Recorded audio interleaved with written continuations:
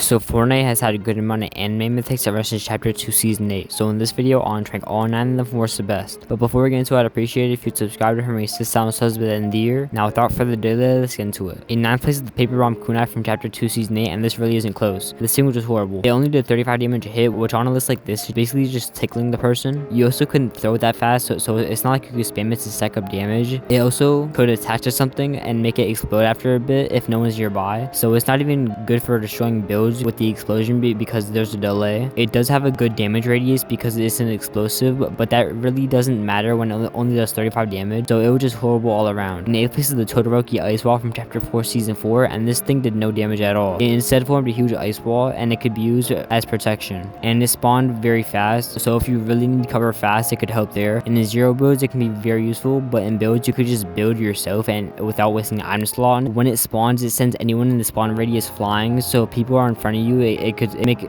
some distance, and if you're high up, you could send them flying to their death. That's very useful, but kind of niche. It also has a short cooldown speed of 12 seconds, which is good, and it destroys any builds in the spawn area, so it has some pretty good uses. But overall, the others are just better. In 7th place is the Straw Dodge technique from Chapter 4 Season 3, and this does 20 damage a hit on impact and 50 for the explosion, so it does 70 damage in total. And if you miss the explosion, could still get some good damage off. It has 3 charges with a cooldown speed of 9 seconds, which is very short, and overall, it's just the Paper Bomb Kunai feels better. In 6th place is the Thunder Spear from Chapter 4 Season 2. It did an insane 100 damage a hit, which is very good, and it can obliterate someone with only 2 hits. It also exploded, which can make it easier to get the damage off, and yeah, there isn't much else to say. It just does a ton of damage, which is great. In 5th place is the Nimbus Cloud, and this is another item that does 0 damage, but it's fine because its ability is fire. It's just the Silver Surfer's board making it so you get sent flying up in the air and the Polar Glider, which is pretty much just an infinite launch pad. It also has a decently short cooldown speed of 20 seconds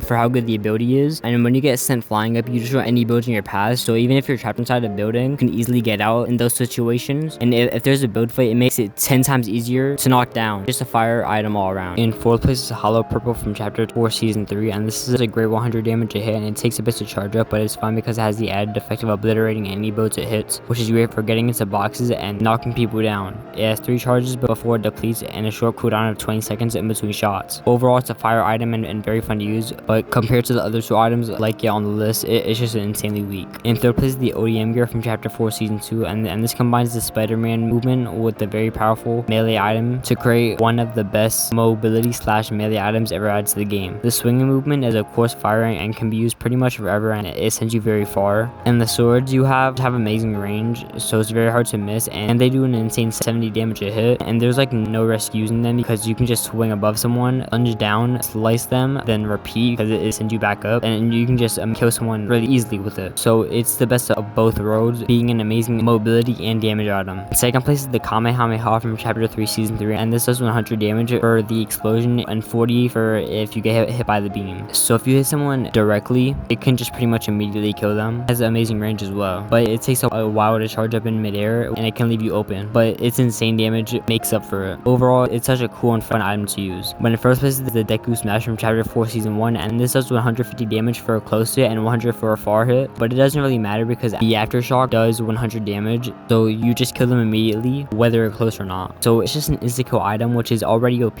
but they also decided it would be a good idea to make it go through builds, structures, and mountains, and pretty much just anything in its way, so you can't run or hide from it, and yeah, it's just insanely overpowered, and it's fun to use all around. But that's the end of my video. If you enjoyed it, I'd appreciate it if you'd like and subscribe to help me reach 6,000 subs by the end of the year.